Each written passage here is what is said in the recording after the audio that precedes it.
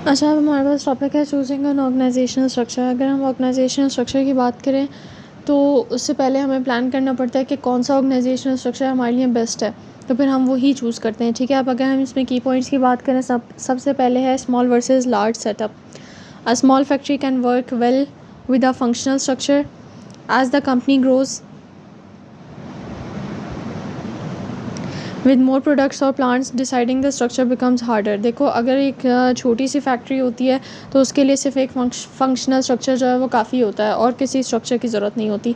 लेकिन अगर कंपनी जो है वो ग्रो कर रही है और वो बड़ी कंपनी बन चुकी है, ठीक है, जो कि ज़्यादा प्रोडक्ट्स बना रही है और उसकी ज़्यादा फैक्ट्रीज़ हैं, तो फिर उसको जो है स्ट्रक्चर उसका जो है वो थोड़ा सा कॉम्प्लेक्स बन जाता है। फिर उसके बाद सेकंड है match structure with the strategy. आपका जो भी आप स्ट्रक्चर बना रहे हो ना, वो आपकी प्लानिंग के साथ मैच करना चाहिए, यानी कि जो कंपनी के सारे गोल्स हैं और प्लान्स हैं उन पे वो पूरा उतरना चाहिए। ठीक है, the organisation design must fit the company's overall goals and plans. फिर थर्ड है कि क्वेश्चंस टू डिसाइड स्ट्रक्चर। अच्छा, ये कुछ क्वेश्चंस हैं जिनको हम पहले इनका आंसर लेते हैं कि जब भी हम डिसाइड कर रहे होते हैं स्ट्रक्चर। ठीक है, पहला होता है सेंट्रलाइज मैन्युफैक्चरिंग और अलाउ लोकल डिसीजन मेकिंग।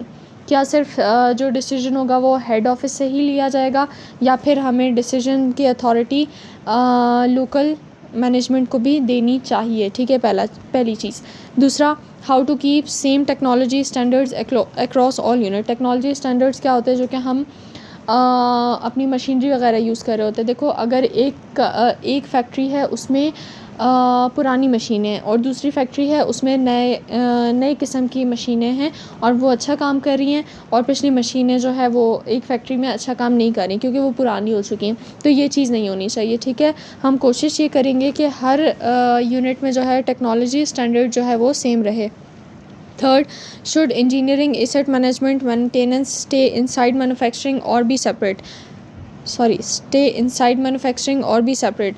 ये जो है मतलब देखो, जब भी हम सारे डिपार्टमेंट्स को एक साथ लेके चल रहे होते हैं, मीन्स मैं एक काम के उससे बोल रही हूँ, अगर उनमें ज़रूरत पड़े। वैसे तो अकाउंटिंग फाइनेंस सेपरेट होते हैं, लेकिन इनकी जो है मैन्युफैक्चरिंग के अंदर अगर हम उनको साथ लेके चलें तो वो ज़्यादा सही है, या फिर उनको सेपरेट लेके चलना चाहिए। ठीक है, फिर उसके बाद है fourth, how much power should plant managers have. Plant managers के पास पावर कितनी होनी चाहिए। How to divide duties under each plant manager. हमें हर प्लांट मैनेजर को ड्यूटीज़ जो है उनमें मतलब किस तरीके से डिवाइड करनी है। ठीक है, उनमें नहीं, उनके नीचे जो हम कह सकते हैं सबऑर्डिनेट्स हैं उनको। फिर उसके बाद फोर्थ आता है integration for the efficiency. Best results come when facilities technology and policies match the companies corporate strategy. अब देखो, जो हम कह सकते हैं कि जब चीज़ें कंबाइन होती हैं ना तो वो ज़्यादा एफिशिएंट काम करती हैं। ठीक है, बेस्ट रिज़ल्ट कब आता है, जब फैसिलिटीज़ टेक्नोलॉजीज़ और पॉलिसीज़ कंपनी की कॉर्पोरेट स्ट्रैटेजी से मैच कर रही हो। ठीक है, ये नहीं कि टेक्नोलॉजी आप अपनी मर्ज़ी से चला रहे हो, पॉलिसीज़ आपने अपनी मर्ज़ी की रखी हुई हैं। ठीक है, बिल्डिंग की अरेंजमेंट आपने अपनी मर्ज़ी से की हुई, वो चीज़ नहीं होती।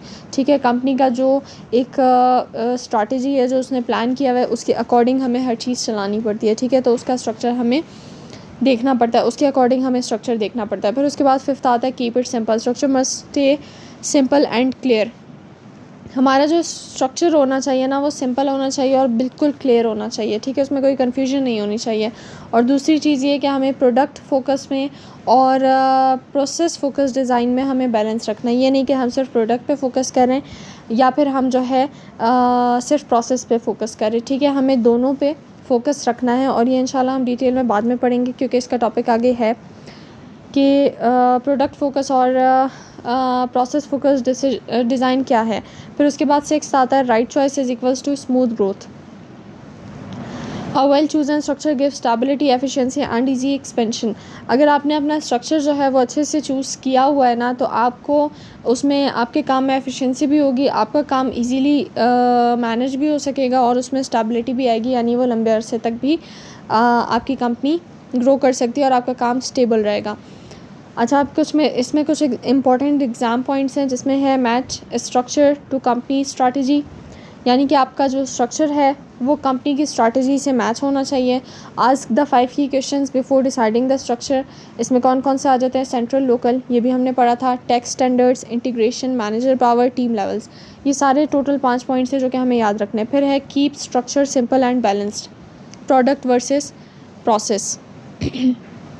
यानी कि जो स्ट्रक्चर है वो सिंपल और बैलेंस्ड होना चाहिए। ये एक तरह से मैं कह सकती हूँ कि पूरे टॉपिक की एक समरी है, ठीक है। इसको याद रख लो तो पूरा जो टॉपिक है वो समझ भी आ जाएगा और वो याद भी रहेगा।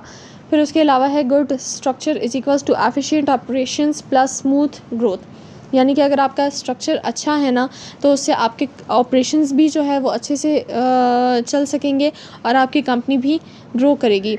अब इसमें कुछ MCQs हैं। Number first, which structure suits a small manufacturing unit. Small manufacturing unit के लिए अभी ऊपर पड़ा है कि हमारे पास क्या आएगा? फंक्शनल। अगर कंपनी छोटी है तो उसके लिए हम यूज़ करते हैं फंक्शनल स्ट्रक्चर, ठीक है। फिर उसके बाद है why keep design simple. Design simple क्यों होना चाहिए? टू रिड्यूस कॉस्ट, नहीं। For stability and efficiency, yes. To hire more staff, नहीं। फॉर मार्केटिंग, नहीं। So that was all about